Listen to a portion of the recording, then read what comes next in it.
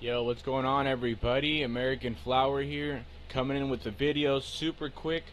I wanted to talk to you guys about choosing the right nutrients and how you can go about choosing the right nutrients. I know there's tons of options: synthetic, salts, dry amendments, organics, you name it. There's all kinds of choices, and I want to give you guys the basic information so you can go ahead and experiment and try the nutrients that catch your eye.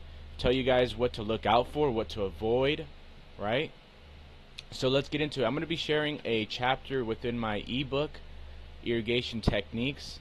Um, so real quick, I'm just going to do a brief introduction. This is seriously out of the 4 years that I've been professionally doing this, not as a hobbyist. I am not a hobbyist, okay? I am semi-professional. I do this for a living. I'm a full-timer. 4 years now. So let's get into it. Alright, this ebook will teach you how to properly manage your medium soil or maintain optimal health for your plant, right? There's tons of things here. Choosing the right pot size, different mediums and their nature, what is runoff, how to capture runoff, understanding pH and EC of your runoff, how to manipulate the EC and pH in your medium. Doesn't matter if you're in soil, living soil, cocoa, rock wool. This is detrimental to the health of your plant, and honestly, it is the most important thing above almost all other factors. I promise you guys that. Alright, check this out. This shit's still on YouTube. Fucking hey, you guys could see this. This is my first grow tent that I did in a long time. Alright, I have over 10 years of playing around with the cannabis plant, over 10 years in the industry. So this is how I went from, look at these super baby sized nugs. Don't get me wrong, it still looked and smoked great. Okay, the smell was kind of lacking during those days. It did have a smell, but nothing like where it's at now. To this, look at this. This is where I'm at now. Massive fucking buds. This is the same bud dried out right here on the right. Look at this, massive fucking buds. It's not even funny. It's not even comparable anymore. Like, and this is all, I've been doing this repeatedly now. After massive errors, massive money making mistakes, just tons of learning I had to do.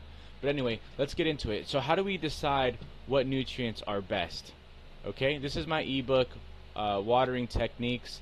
Not too sure yet what I'm going to do with it. Sell it, give it away for free. But I wanted to share at least one of the chapters right now with you guys. Oh shit, let me go to the proper page. Okay, check this out. Lesson 3. I'm just gonna read it, alright? Lesson 3. Let's get a better understanding of what nutrients and nutritional requirements of our plant. There are tons of different nutrient lines available to us, but how can we decide which ones are best, okay? We will learn the basics of choosing the right nutrients here, and it doesn't matter if you're growing with synthetic salts or organic, liquid or dry amendments. These principles apply to both. Okay, it doesn't matter. I don't care what you're growing in. Alright, the nutritional requirements of the plant in veg versus flower will change. They even change in different weeks in the flowering cycle. Okay, this is important. Every week in the flowering cycle is different from the last and different from what it will be going into. Okay, nutrients come with three major macro or primary nutrients referred to as NPK: nitrogen, phosphorus, and potassium. They also have a micro or secondary nutrients: boron, calcium, iron, zinc, blah blah blah blah blah, right? A good nutrient line will have a feed schedule that changes depending on veg versus flower, and more importantly, again, the different flowering phases. Check this out. This is a random example. Part A, 1408, bloom 035, okay? NPK ratios. First number nitrogen, second number phosphorus, third number potassium, okay? Both organic and salts will come with various NPK ratios, as well as feed charts telling you what and of how many of each to mix according to your flowering week. Organic nutrients will have significantly lower NPK values. They are not as concentrated as salts or synthetic fertilizers, okay? This is why you see a huge discrepancy between these salt fertilizers and organics.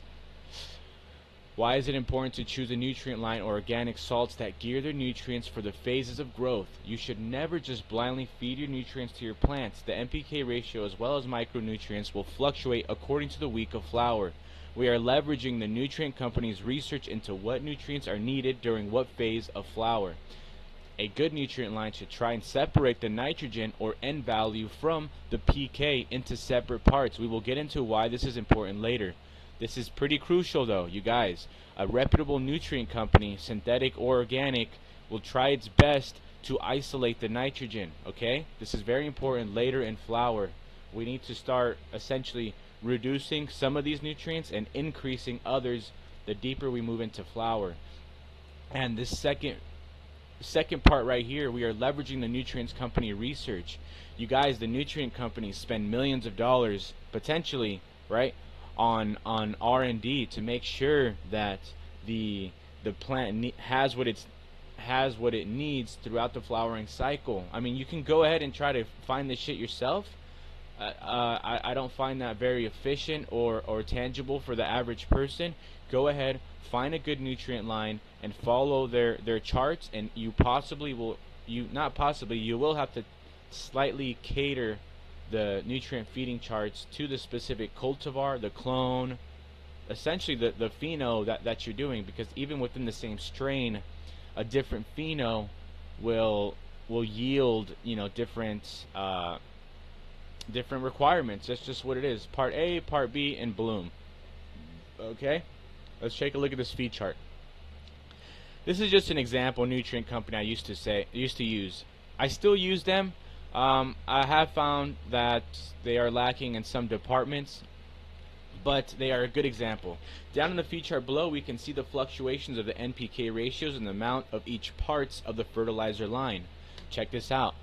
Veg, right? Moms, okay? Stretch, stack, swell, ripen, week 1 through 2, 3 to 5, 6 through 8, or 9, right? Final 1 to 2 weeks, ripen, part A, part B, and bloom, okay?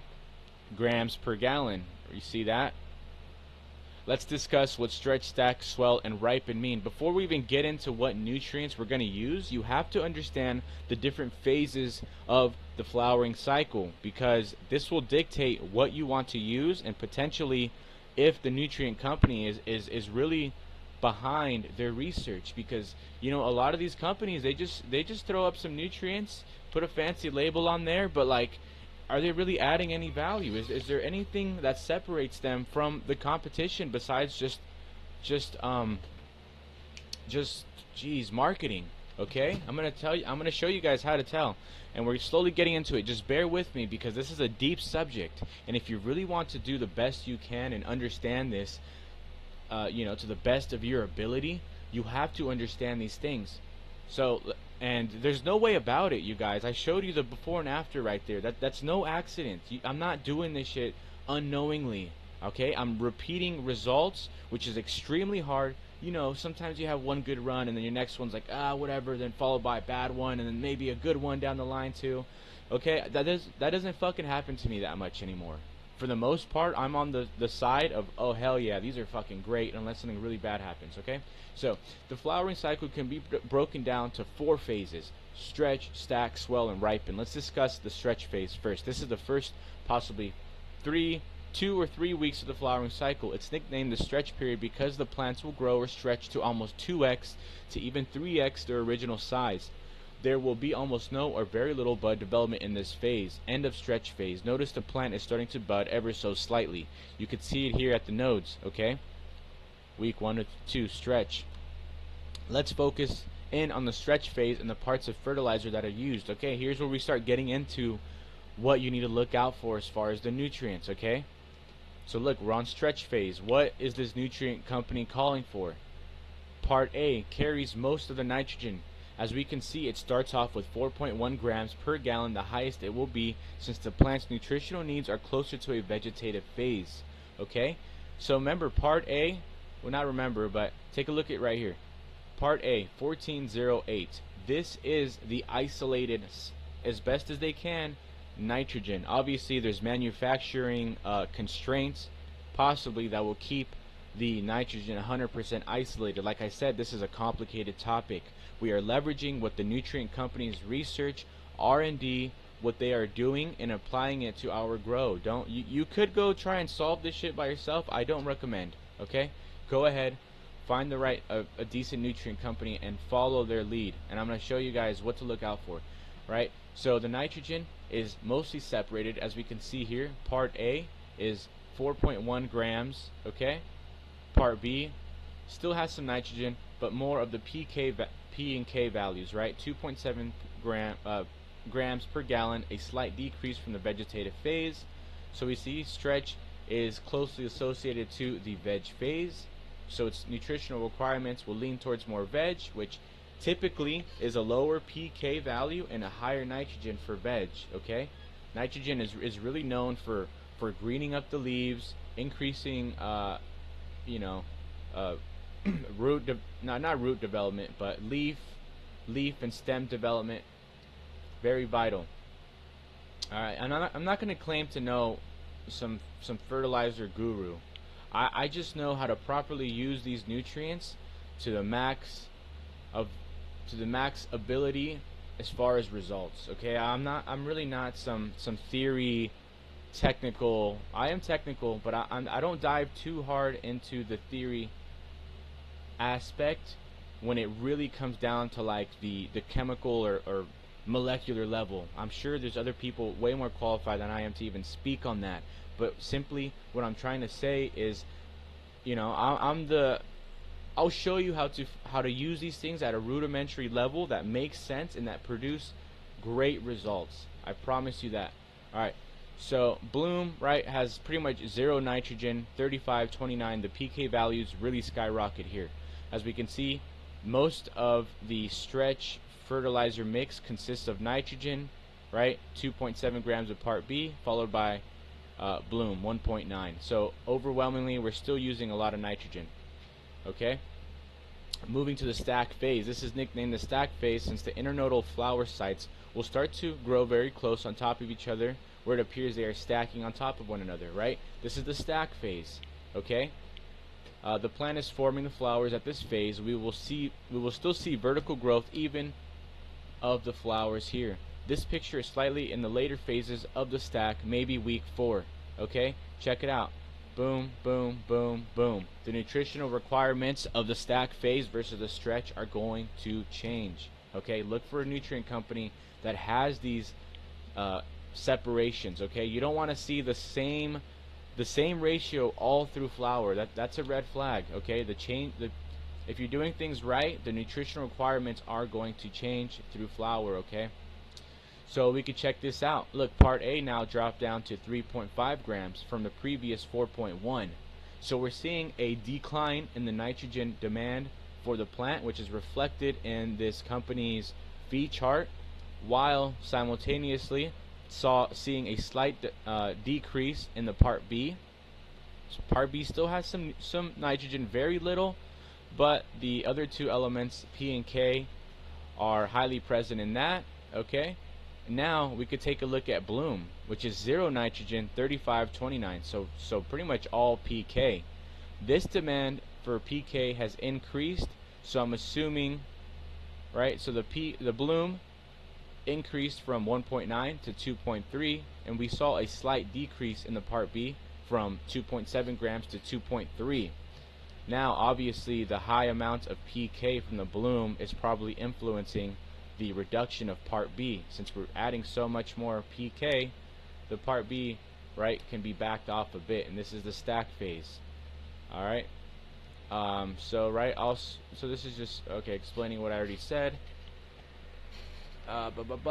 Okay, I hope this is making sense. I'm trying to make this as fast as possible for you guys. I don't want to be wasting your time. Moving on to the swell phase. In this phase, the plant's flowers will be formed, but instead of the vertical growth we saw in the previous phase, it will now start to bulk out. For the first time in the flowering phase, the plant's flowers will start a horizontal growth or increase in girth. I know most of you motherfuckers have no idea what girth is, but let me explain it to you. Flowers will now start to push out. Okay, that sounded gay as hell. Oh man, that sounded gay. I take that back. Okay, flowers will now start to push out. This is also known as the bulking phase. Here we can focus on putting on some serious mass. Okay, as opposed to the previous phase right here, the stack, right? The flowers are still kind of growing vertically, right? They're kind of growing up into one another. They're going to come to a point where they kind of connect if you do things correctly. Remember, through irrigation techniques and some basic crop steering techniques, we can steer the plant. We can aid the plant into naturally carrying out these phases with no hormones, right? Artificial hormones, at least. You could use some organic hormone inputs, but at this phase the plant will really start to push out horizontally. It's bulking out, right? If if you guys go to the gym, there's phases where you cut, right? But primarily you want to bulk. So this is what's going on. The plant is extending and getting pretty bulky, right? So let's look at the nutritional demands for the swell phase, right? Or bulking phase, it's also known as. So we see 2.7 grams, another 25% decline in nitrogen. And don't worry, I'm going to be wrapping up what this means at the end right here. I just want to make let's just get through this information first, okay?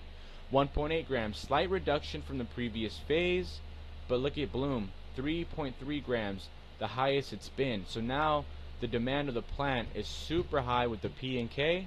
We saw a slight decrease with part B, which still carries some P and K and very little nitrogen, and 2.7, the lowest demand for nitrogen so far. Okay, so you should be seeing a trend here. Nitrogen is trending downwards the deeper we move into flower. The P and K are trending upwards as we move deeper into flower. Okay, this is extremely crucial. The plant demand for P and K is absolutely crucial later into flower. Moving on to the ripen phase. In this phase, the plant's flower will be done bulking. Putting on mass or weight gain is essentially finished now. We will start to see most of the hairs turn orange or brown, signaling she has entered the ripen phase. Color shall be more pronounced or starting to show.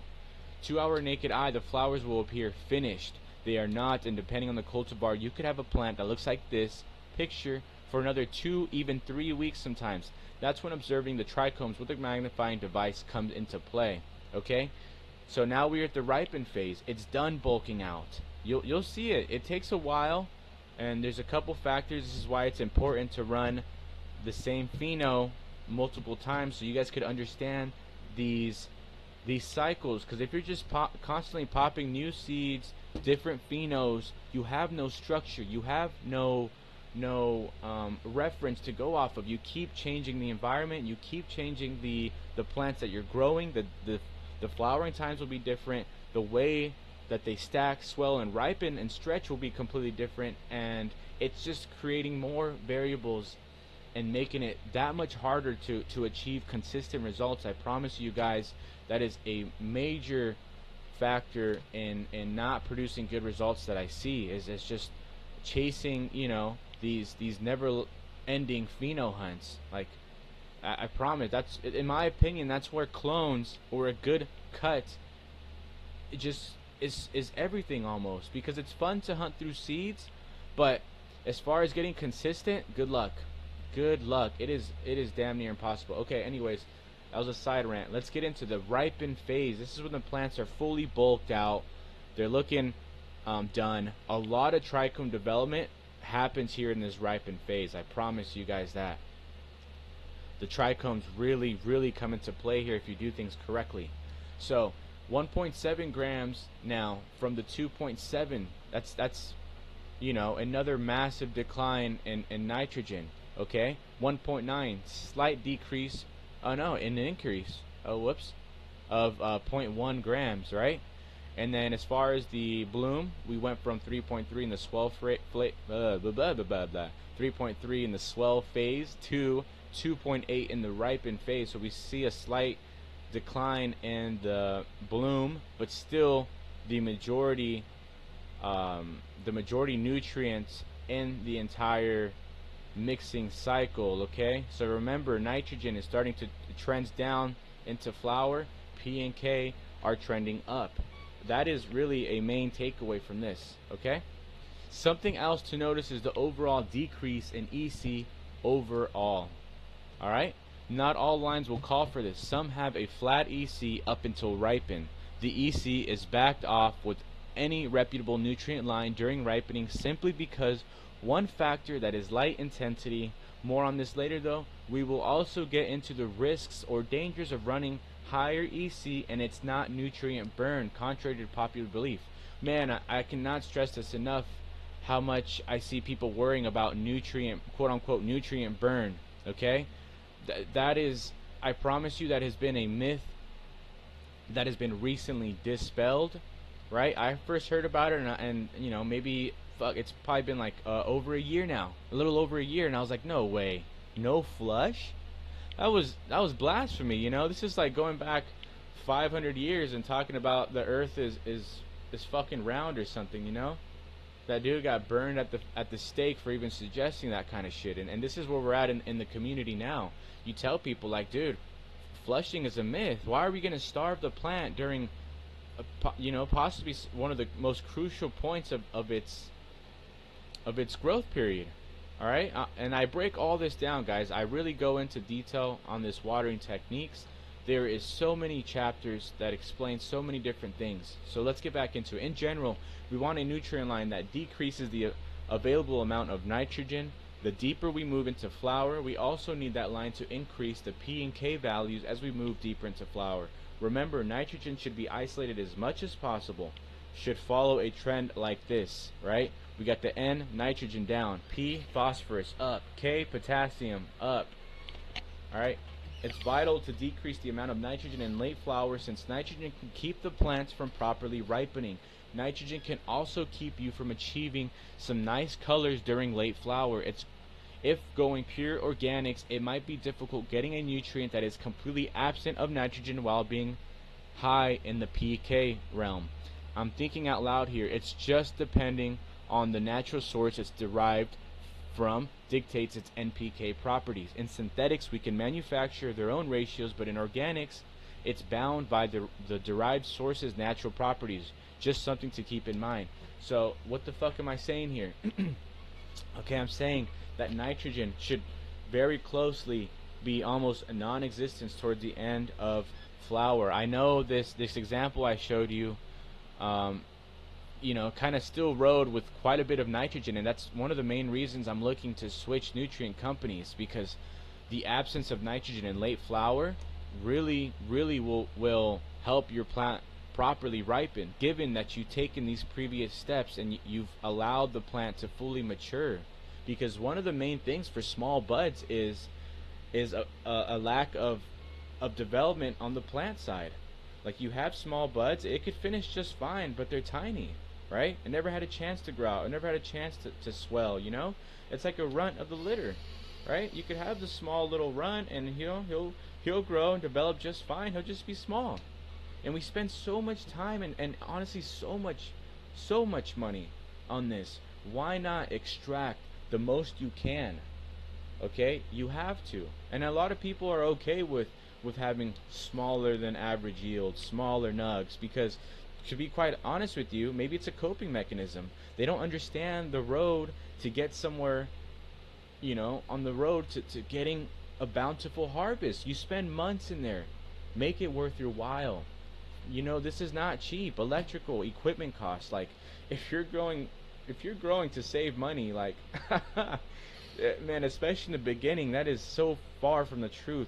Maybe as you step later into your career, into your hobby, wherever you're at, maybe you could save some money, right? But in the beginning, like, man, you're seriously spending some bucks. Oh, don't want to show you guys that. All right, let's continue. So yeah, another thing with reducing or completely eliminating the nitrogen in the end is the colors. Good luck getting good colors when you still have plenty of nitrogen in your plant. I promise you that. I see, obviously, coupled with irrigation techniques and coupled with genetics, which is super important, and then coupled with your environment, right? Bringing out the colors, a main factor in that is the nitrogen. Okay, I cannot stress this enough. You guys, you need to start eliminating the nitrogen to make room for that purple. Green needs to be replaced by purple. Purple cannot come into play until we get rid of the green. And where's green? The nitrogen, okay? And nitrogen is really one of the main things you want to get rid of the plant for flavor. That hay, grassy smell, yep, the chloroform, Jesus. Oh no, not the chloroform. God damn you. I don't even know what I'm saying. Sorry guys, I'm just trying to go as fast as I can. And no, nothing about chloroform. I forgot what it's even called now. Jeez. Jeez. Chlorophyll. There we go. Jeez. Chlorophyll. We want to start reducing chlorophyll, right? That's that green, smelly little hay grass flavors and smell is right in the nitrogen. So the more we can get rid of that, the better the plant will ripen, the better your colors will be, better trichome production, better eye appeal, and most importantly, smells, right? That hay green smell takes away so much. And then as far as this comment down here on the organics, so whatever the nutrient source that the organics is deriving from, you're bound by its properties naturally. You know, it's organic for a reason. It's not trying to be tampered with as much as it can. Okay, I am gonna possibly be exploring some organic nutrient lines because I don't want to limit myself to a purely salt-based grow. Obviously, I want to keep an open mind, and I do keep an open mind. But there is some very valuable things to be learned on this quote-unquote commercial scale, because there is some true wonders to be learned over here. And I promise you guys, I spent too much time on the hobbyist guys. Don't listen to a fucking hobbyist. I'm sorry. There's people out here who are making a living from this, and I promise you, it is miles and miles, worlds apart from being a hobbyist to being somebody who makes a living off this. Okay, there is no better compliment to what you're doing than to have someone pay you money. I promise you that. Okay, you can go ahead and grow your stuff in a tent and share it with your friends, and they'll be like, oh yeah, cool, you know, oh, this smoke's good and stuff. Okay, now try to get them to buy it from you. Okay, one thing's your friends. You might get away with a couple sales. Now go to complete strangers. Not only that, go to complete strangers who see tons and tons, I'm talking about pounds and pounds of works all across the different grades. A grade, B grade, C grades, D grades. Okay? Go get their opinion. Most importantly, are they buying from you? Okay? Once you guys get to that level, then you could understand that a little better. But so this sums it up. I hope this will help you guys. The NPK ratios, remember, nitrogen going down, P and K going up, right? We're going to do a quick recap. And as far as its nutrient regiment, make sure they include Stack, Swell, and Ripen. This isn't some woo-woo. This is crucial information to follow. As far as the plant's development, you are not going to be able to get great, way above average results without catering to the plant's needs specified in this way. Stack, Swell, and Ripen. Okay, if you see a nutrient company that doesn't have anything about this and isn't fluctuating through the different weeks of flowering, you might want to look elsewhere, you know. And you know, going back into trying to isolate the nitrogen. We are isolating the nitrogen because imagine if this bloom right here had 14, you know, that number 14 was over here in the bloom, right? How can I increase the P and K and reduce the nitrogen when they're bound by one nutrient? That's why one nutrient is never going to cut it, okay? And you want the nitrogen separated from the P and K solely for that reason, because nitrogen needs to start going down, but at the same time we need to increase the P and K. You can't do that if it's just one part fertilizer and you have 14, the high in P and K ratio and a high in nitrogen. It's not going to work, right? And then 2, don't get caught up on, oh look, it's just salt-based shit. Salt, organic is better than salt, or salt is better than organic. I promise you guys, I haven't came to any conclusive evidence of that. I promise you, I've seen some really great organic grows. I've seen some really great salt grows, and it's still up in the air. I promise you, you can get amazing results either or. One thing is true though, there is some true value and some true gold to be learned on this on this commercial side cultivation, okay? I promise you that, and I truly believe, don't fall into the extremes, okay? Don't fall into the, oh, just pure organics and then, oh, pure salts, because why are you going to limit yourself? Where I'm really leaning toward is, why not both? Use both. Pull the best things from both of those worlds and blend them. That's really where the magic happens, okay? And so what I was going to say with that is, if you want to go ahead and use a synthetic fertilizer and organics, fucking do it. Do it. Okay? In this watering techniques, I go into detail more about crop steering, how to measure your runoff pH, EC. Here's lesson 4. We'll be discussing the importance of your medium's pH as well as the EC. These two measurements are vital to your health of your plants and can't be overlooked. I cannot stress how important this is to measuring your pH and measuring your EC daily. Okay? And then that pretty much does it for the nutrients. I hope that cleared up some things for you guys. Maybe I'll make another video where we just go through Amazon and analyze some nutrients blindly, you know, not blindly, but I'm just going to be choosing random nutrients and giving my thoughts just to help you guys get a foundation on how to make the proper decision for the direction you want to go. Okay, I'm not going to say what's right and wrong. I will encourage you guys to go out and to get a proper foundation and explore your options, because there's so many options. And if you're gonna side with either side of organics or nutrients, or organics or salts, whatever extreme you want to set yourself up in, you're really caging your mind. You're really putting yourself in a prison. Why do that? It's just like the whole politics shit. Oh, Republicans, and then oh, liberals. Like, dude, we're fucking sold. Both sides has sold us the fuck out. You know what I mean?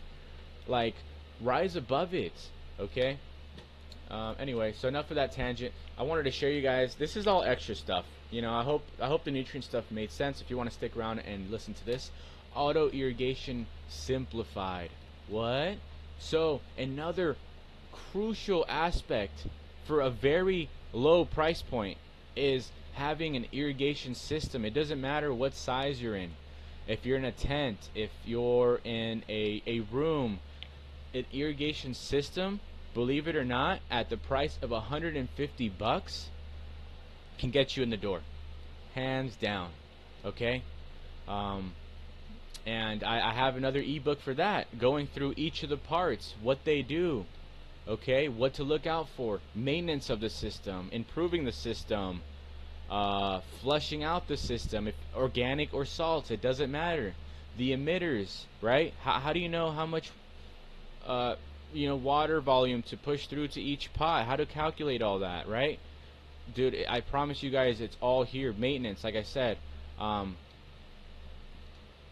breaking down each parts of the system. Like, I go into detail about this, and the cost of entry is around $150 for the baseline system. No fancy controllers, like, all in. You could have a fully functional automated irrigation system for $150. You guys, I'm not even joking. Cheap. And I promise you, this will be one of the cheapest and most efficient upgrades you can do, because the stability of the plant, right? Because when you're at work, whatever the hell you're doing, or you guys that are unemployed, which I highly doubt you guys are unemployed and growing bud, because this shit is so expensive, man. Oh man, everyone has their hand out, right, when you're growing. But I go over it right here, right? Pros: God level control over watering volume to each plant, irrigate multiple times a day, smaller amounts. I go through this, right? I talk about capillary action, okay? Bringing medium up to field capacity. No more extreme drybacks while you're at work or asleep or playing video games, okay? Learn how to use runoff measurements to avoid underwatering and overwatering. What this irrigation system can help you avoid under and overwatering. I promise you. I'll show you guys how to do it. Control EC levels in medium with extreme confidence. You can control the EC so easy, and the pH as well, with the irrigation system. So you're not wondering. You're not feeding randomly anymore. Oh man, I just remember the struggles back then. Like, oh fuck, maybe this time I'll feed once a week. Feed every other time. Oh no, am I burning the plants? Like, all that worries of not knowing and ignorance is put to rest. I promise you guys that. Free your time up from hand watering to measure and supervise more important aspects of the grow. I can't even say how much times I hear this shit. It's crazy. Oh, I want to hand water because I want to be in the garden. What? Okay, well fucking go in the garden. Get your fucking system, your automated system, watering, doing the monkey work, and free up your time so you can go around and spend the time that you want in your garden. I, I catch myself so almost every day, especially in late flower when everything's all swelled up and fat. I don't even believe it's my garden anymore. How much things have improved and how much I'm able to replicate these results. It's insane. I promise you guys. I don't even believe it. But I go in there and instead of hand watering, I'm looking for pests. I'm looking for deficiencies. Is every pot being, is there any like random pots that are not being watered for whatever reason? How are my environments? Hey, let's take some PPFD readings. Let's take some temperature readings. How's the airflow? Your time will be freed up to measure and supervise more important aspects of the grow. Okay? You're trading your hand watering to supervising. All right, just because you're not hand watering doesn't mean you're not allowed in the room anymore. Like, stop fucking being ignorant. Increase quality and yield significantly by reducing watering inconsistencies. This is another major one. Okay, especially in early to mid flower, the watering demand for your plant will fucking it should skyrocket. Okay, and you can't keep up with it hand watering. Okay, there's so many factors. The capillary action, and I know you guys seen it when your medium, especially when your soil is really dry and you go to water it and it just fucking runs out from the bottom, or your soil becomes hydrophobic, meaning it can't take water. Dude, that's bad. Okay, the irrigation system completely eliminates that. Extremely cheap and easy to set up. I can't even stress this enough. It sounds intimidating, and I swear to you, it will be one of the easiest fucking things you will do. It'll solve so many problems. It's crazy. Have the watering needs taken care of for multiple days in a row with a reservoir. Your watering needs can be taken care of for multiple days in a row. Okay? Too many pros to list. That's not an exaggeration. It is. Cons. Slight increased cost compared to hand watering. Okay? Yeah, you're going to pay $150. But what? You're going to free up hours and hours. Every day that system runs, you just freed yourself up hours from hand watering. Low maintenance is required, right? You are going to have to maintain the system, and I'll show you exactly how to do it and what to do, what to look out for. It's not even really a concern. I promise you guys that. Might face slight difficulties in watering different sized plants, but can be addressed. So there is some things to consider when switching over to an automated system. Think of it more as a blanket system. Okay, you need to have your plants the same size, the same strain, drinking the same amount of water. This is a very important thing to consider, because if you have plants of different sizes, they're going to drink different amounts. This can be addressed. It really can be addressed. Okay, we could have multiple. It can be addressed. I won't get into detail because it's too much shit. But even if you did want to have multiple different plants inside your area that the system takes care of, there is ways to address this. I promise you that. It will force you to become a better grower. To fully utilize this irrigation system, you have to monitor your EC and pH every day. You have to take readings of your runoff every day. And I go into detail what's runoff on the irrigation techniques ebook. This one's more geared to just building the system, maintenance of the system, what to look out for and things. But I go into detail of how to properly use this system in the watering. Right here, this one right here. Right here, irrigation techniques. I go into extreme detail on how to properly use your system and extract the most you can from it. And another con is you can no longer use hand watering your plants to bail on unwanted events or people. Must look for other excuse now. So, you guys wanted to, not hang out, not go out on the weekend or whatever the case may be, not see your kids or whatever the hell you guys are into, right? You can't do it no more. Sorry, you're going to have to find a new excuse because it's going to free so much time, so much worries. You can now leave on the weekend. Fuck, you want to go take a beach day?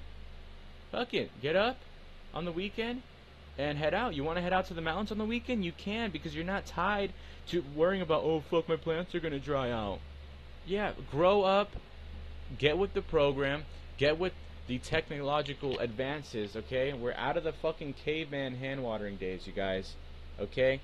This system is a life-changing system. Man, this video took way too fucking long. 40 minutes. I can't even believe it took this long.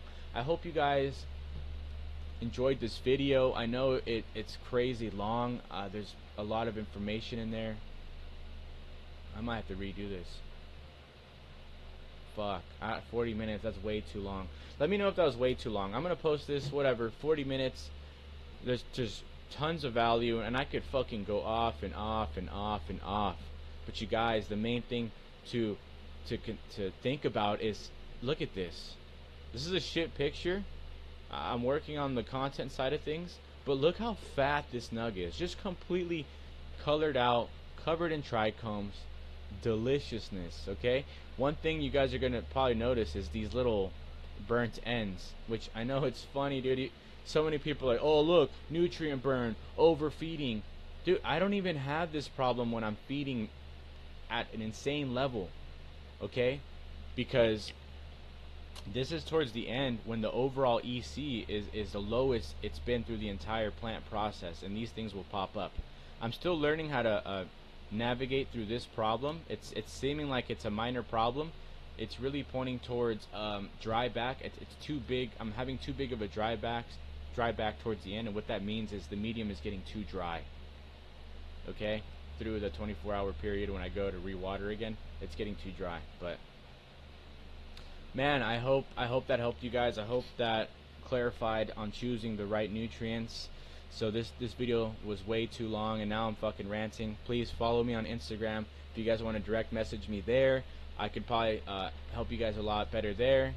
And let me know if you guys are interested in either of these ebooks. I'm still deciding on either to give them away for free, maybe cheap, coupled with possibly buying genetics, because that is another major factor. I can just keep going on forever. I'm gonna end this video. I'm sure I already took enough of you guys' times. I appreciate you stopping by. I appreciate you guys who have stuck through all the way towards the end. And if you're still listening to this and you've made it this far, I promise you guys, DM me on Instagram, American_flower, or that might be American__flower. Okay, you'll see this little emblem right there. If you guys go ahead and DM me, hey, I want this ebook, I'll probably give it to you guys for free. It's still kind of not finished, but if you go ahead and you finish building this system and you show me proof, I'll probably hand over this ebook right here for free. For free. For this is extending to you guys who've made it this far, who are listening to the end of this video. Go ahead, get the ebook, build the system. I'll help you build the system. You know, a little bit. If you guys aren't going to take too much of my time, I could definitely do that. And once you get the system up and going and you want to learn how to properly utilize this system, I will hand over this ebook potentially free. Let me see. Let me think about it, but there's the offer. So you guys who really want to go from growing tiny sized fucking buds, wasting a shitload of time and electricity for below average yields to potentially a little over 2 pounds per plant, which is right here. Look at this. Massive. To this, massive. Massive. That's all the plants in that canopy are like this. Okay? So go ahead and do that, guys. I'm ending the video now here officially. I just can't stop fucking talking because I'm a piece of shit, and ultimately I want you guys to go out there and kill it. And I'm so happy, and I want to share the results, and I want to share what I'm doing to achieve these consistent results now. Man, I used to struggle. I still struggle. I'm always learning, and I'm always open to expanding my knowledge, because there's plenty more to learn. But from 4 years ago when I was growing shit like this to this now, it's so mind-boggling going into the rooms. I promise you, there's very little better feelings than this, of finally understanding what the hell I'm doing. No more in the dark. No more how much do I feed, what do I feed, what at what phases, just having a no idea what the fuck you're doing. It's terrible. It feels absolutely shitty. So I hope that helped. I'll see you guys either at Instagram. Please comment below. Did you like this video? Did you like the long format? Do you want shorts? Please voice your concerns. Hey, dude, that was way too fucking long. What the hell are you doing? Please let me know. I don't care. I'm not gonna get butthurt. All right. All right. Thanks for everything, guys.